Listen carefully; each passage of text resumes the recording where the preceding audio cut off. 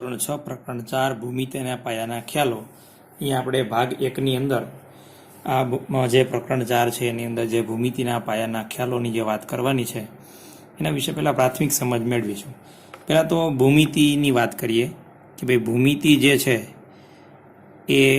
એનો અર્થ શું થાય, કારણ કે ગણિત જે છે એ અંકગણિત, બીજગણિત અને ભૂમિતિથી બનેલું છે. ભૂમિતિ બે શબ્દોથી બનેલું છે. ભૂ એટલે જમીન અથવા પૃથ્વી અને મિતિ, મિતિ એટલે માપન, માપ કરવું, માપવી. આપણે કોઈ પણ વસ્તુ, મકાન બનાવવું હોય, મંદિર બનાવવું હોય, તળાવ બનાવવું હોય કે મહેલ બનાવવો હોય તો એના બાંધકામ માટે આપણે કોઈ પણ વસ્તુની કળાની રચનાઓ કરવી હોય ત્યારે માપન છે ખૂબ અગત્યનું હોય છે. એન્જિનિયરિંગની અંદર પણ માપન ખૂબ અગત્યનું હોય છે. આપણી પાસે ઘણા બધા આકારો છે, ફૂટપટ્ટી છે, પેન્સિલ છે, કંપાસ બોક્સ છે, એ બધા જ ભૂમિતિના આકારો છે.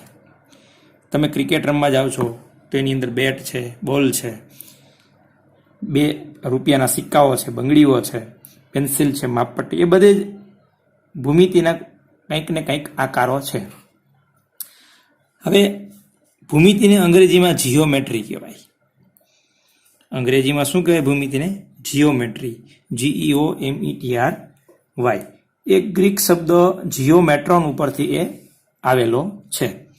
હવે અહીંયા આપણે ભૂમિતિ, આ જે પાઠ છે ભૂમિતિના પાયાના ખ્યાલો, એની અંદર આપણે બિંદુથી લઈ બિંદુઓનો સમૂહથી રેખાખંડ, કિરણ, રેખા, છેદતી રેખા, સમાંતર રેખા, ત્રિકોણ, બહુકોણ અને વર્તુળની આ પાઠની અંદર આપણે પ્રકરણની અંદર વાત કરવાની છે. એક પછી એક વસ્તુ આપણે સમજતા જઈએ. આપણે જે આકૃતિઓ દોરવાની છે એ સમતલીય આકૃતિઓ દોરવાની છે. પહેલા તો સમતલ કેને કહેવાય? દાખલા તરીકે આ બુકનું જે પેજ છે એક સમતલનો એક પ્રતિકૃતિ છે, કારણ કે સમતલ છે અનંત સુધી વિસ્તરેલું હોય છે અને સમતલ છે એ દ્વિપરિમાણીય આકૃતિ. દ્વિપરિમાણ એટલે 2 જ માપન હોય, એને એક લંબાઈ હોય ને એક પહોળાઈ, આ 2 માપન હોય એને દ્વિપરિમાણ કહેવાય. એટલે આપણું જે બોર્ડ છે રૂમની અંદર એ પણ એક સમતલની પ્રતિકૃતિ છે, કારણ કે સમતલ તો બધી બાજુ અનંત, એટલે કે બંને બાજુ લંબાઈ અને પહોળાઈ અનંત સુધી વિસ્તરેલી હોય છે. તો આપણે ભૂમિતિના પાયાના ખ્યાલોની અંદર આપણો પહેલો મુદ્દો છે એ છે બિંદુ. તો બિંદુ કોને કહેવાય? હું અહીંયા આ પેન્સિલની અણી અડાડું છું અને જે તમને ટપકું દેખાય છે, આ ટપકું એનું જ નામ બિંદુ. આ ટપકાને શું કહેવાય? બિંદુ. હવે આપણે આ બિંદુને ઓળખવા માટે આપણે એને કોઈક નામ આપીએ છીએ.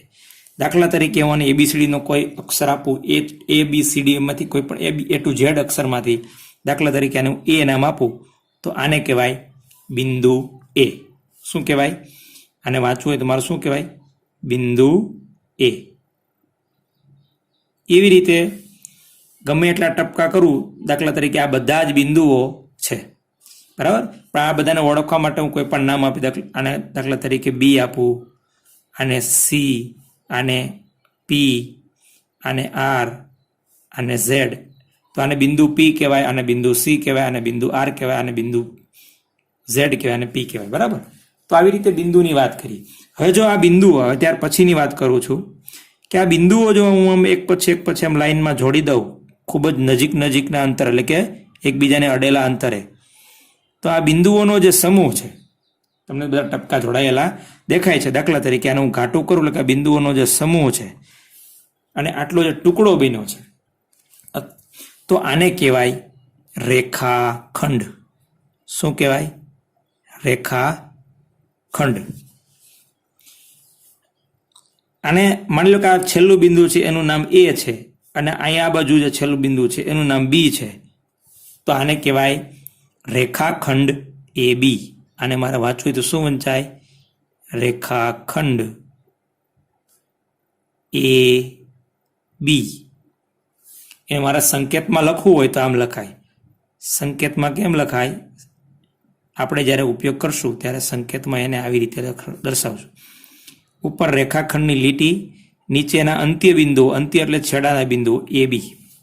આને કહેવાય સંકેતમાં રેખાખંડ AB. આ રેખાખંડ AB ગુજરાતીમાં લખ્યું છે, આ સંકેતમાં લખ્યું છે રેખાખંડ AB. આને માત્ર બે જ બિંદુઓ નથી, પણ રેખાખંડને આપણે એના અંત્ય બિંદુઓ દ્વારા રજૂ કરી શકીએ છીએ. આની અંદર તો અસંખ્ય બિંદુઓ છે, ઘણા બધા બિંદુઓ ભેગા થઈ અને એક ટુકડો બન્યો છે. આ જે લાઈન બની છે એને રેખાખંડ કહેવાય. દાખલા તરીકે કોઈ બીજું ઉદાહરણ આપું. આ છેલ્લું બિંદુ આનું X છે અને આ બાજુનું અંત્ય એટલે છેડાનું બિંદુ Y છે, તો આને કહેવાય રેખાખંડ AB. રેખાખંડ XY. આને સંકેતમાં આવી રીતે લખાય. રેખાખંડ એટલે નામ જ છે રેખાખંડ. રેખાનો ખંડ એટલે ટુકડો. તો આ જો રેખાખંડ છે એના જે બિંદુઓ છે એમ બંને બાજુ, એટલે કે એની આ બાજુ ડાબી બાજુ અનંત સુધી અને બીની જમણી બાજુ અનંત સુધી આમ વિસ્તરેલા હોય. દાખલા તરીકે હું આવી રીતે દોરું, આ બધા બિંદુઓ છે આમ અડી એકબીજાને અડીને વચ્ચે જગ્યા છે જ નહીં, એવી રીતે આમ આ બાજુ અનંત સુધી વિસ્તરેલા છે અને આ બાજુ અનંત સુધી વિસ્તરેલા છે. તો હું જો એને અનંત સુધી આપણે એમ ચાલી ન શકીએ, તો અનંત સુધી વિસ્તરેલા એવું દર્શાવવા માટે આપણે શું કરી શકીએ? બંને બાજુ તીરની નિશાની કરી શકીએ. તો આને કહેવાય રેખા. તો આપણે ત્રીજો મુદ્દો છે રેખા. બરાબર? તો રેખા. હવે આની ઉપર તો અસંખ્ય બિંદુઓ છે. અસંખ્ય બિંદુઓમાંથી કોઈ પણ બે બિંદુ, દાખલા તરીકે આ બિંદુનું નામ P છે અને આ બિંદુનું નામ Q છે, તો આને કહેવાય, ગુજરાતીમાં વાંચવું હોય તો આને વંચાય રેખા PQ. બરાબર? અને સંકેતમાં કેમ લખાય? સંકેતમાં તો ઉપર નાની એવી રેખાની નિશાની કરવાની અને નીચે લખવાનું અંત્ય, એટલે કે કોઈ પણ વચ્ચેના બે બિંદુઓ, રેખા PQ. હવે બીજી વસ્તુ, આ રેખાખંડ XY છે અને હું રેખાખંડ YX પણ કહી શકું. અને રેખાખંડનો ગુણધર્મ બીજો, રેખાખંડ છે એને માપી શકાય, અને મારે માપવું હોય તો માપી શકાય. દાખલા તરીકે આની લંબાઈ 4 સેન્ટીમીટર છે, તો રેખાખંડ XY ની લંબાઈ 4 સેન્ટીમીટર છે. બરાબર? આ એના ગુણધર્મો થયા. બરાબર? તો અહીં ગુણધર્મો હું સાઈડમાં લખી દઉં છું, એ જગ્યામાં મૂકી નથી એટલે. તો રેખાખંડ છે, રેખાખંડની લંબાઈ માપી શકાય. બરાબર? અનંત સુધી નથી એટલા માટે. બીજો મુદ્દો છે કે રેખાખંડ XY ને રેખાખંડ YX પણ કહેવાય. રેખાખંડ XY કયો કે રેખાખંડ YX, પણ આના અંત્ય બિંદુઓ જ લેવા પડે. વચ્ચેનું બિંદુ લ્યો તો ચાલે ને, તો રેખાખંડ બદલી જાય. બરાબર? હવે આના ગુણધર્મોની વાત કરીએ તો રેખા છે, રેખા એ બંને બાજુ એટલે ડાબી બાજુ અને જમણી બાજુ, અથવા ઊભી રેખા દોરીએ તો ઉપર અને નીચે, આડી દોરીએ તો આ બાજુ ના બાજુ, એવું જરૂરી નથી. રેખા એટલે આમ જ હોય. રેખા બંને બાજુ અનંત સુધી વિસ્તરેલી, એટલે કે વિસ્તરેલી હોય છે. હવે આ અનંત બાજુ, આમે અનંત બાજુ અને આમે અનંત બાજુ હોય તો હું ફૂટપટ્ટીથી માપા જાઉં તો મારી જિંદગી પૂરી થઈ જાય, તો હું એને માપી શકું ને. એટલે કે રેખાની લંબાઈ માપી શકાતી નથી. રેખાની લંબાઈ માપી શકાતી નથી. બરાબર? આને પણ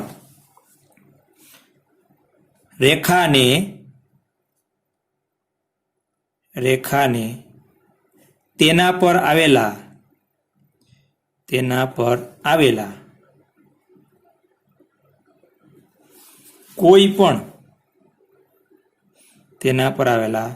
કોઈ પણ બે બિંદુઓ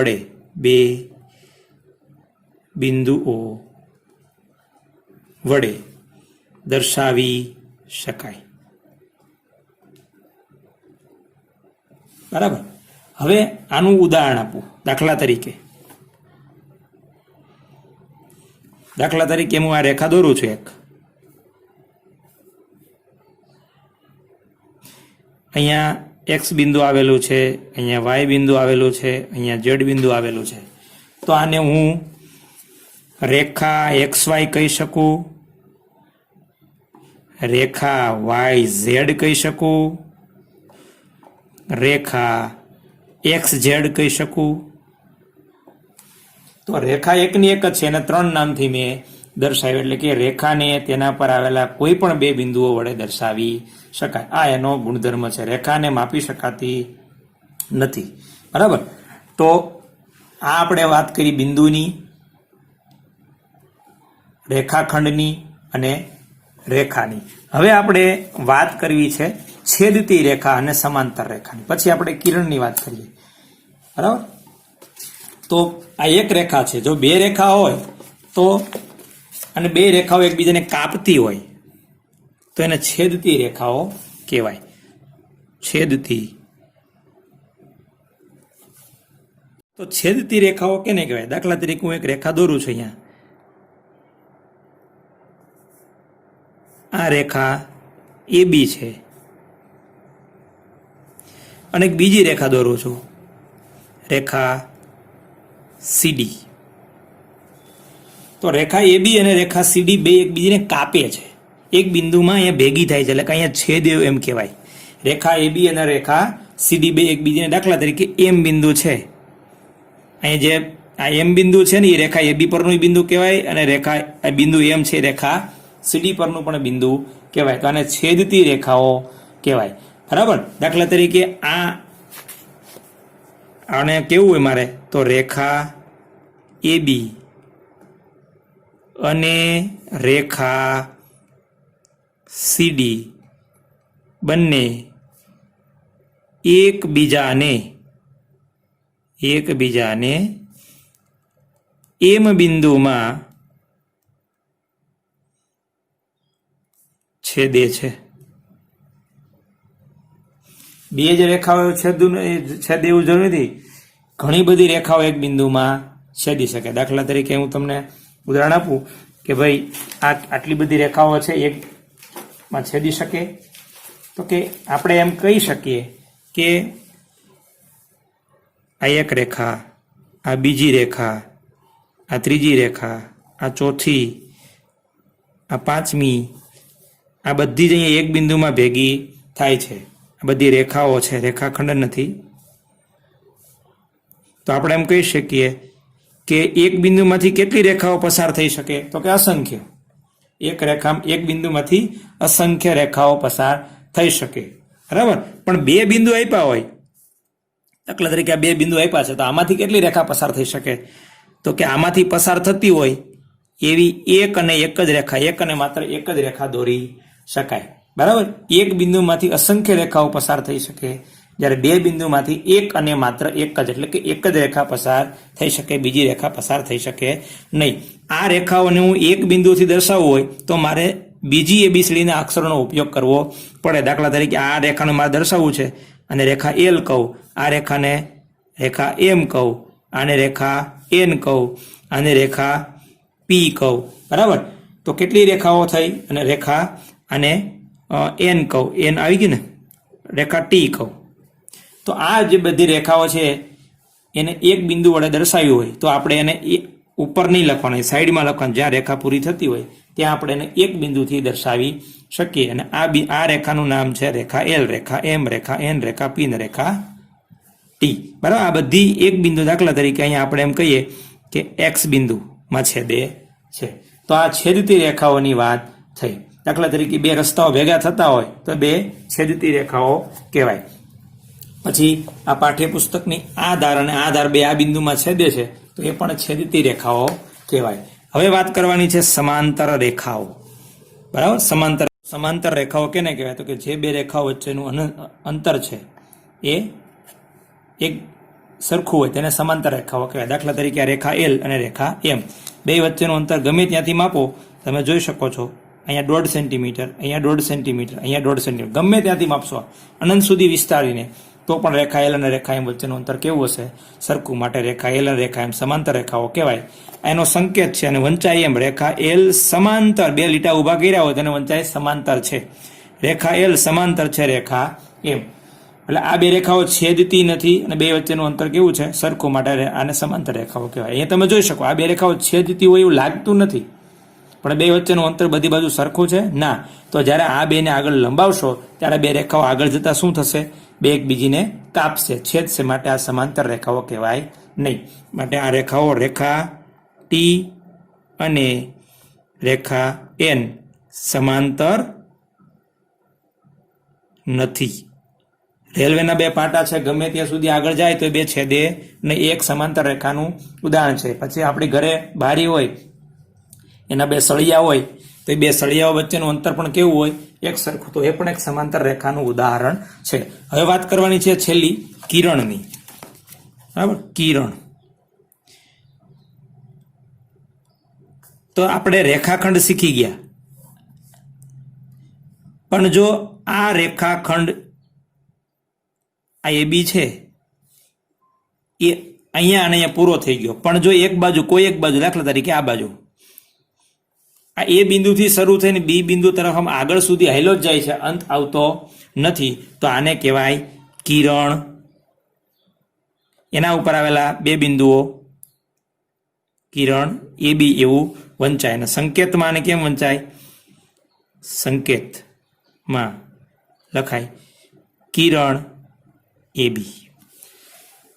પણ આના માટે ખાસ યાદ એ રાખવું પડે કે કિરણ AB ને કિરણ AB જ કહેવાય, અને કિરણ BA ન કહેવાય. અહીંથી નીકળે છે એટલે એનું ઉદ્ભવ બિંદુ કહેવાય, આ બાજુ જાય છે એટલે જ્યારે કિરણને આપણે સંકેતમાં લખીએ અથવા બોલીએ ત્યારે જે ઉદ્ભવ બિંદુ પહેલા બોલાય ને જે તરફ જાય છે એ બિંદુ પછી બોલાય. કિરણ AB ને કિરણ BA નો કે આપણે રેખાખંડ અહીંયા શું કરતા હતા?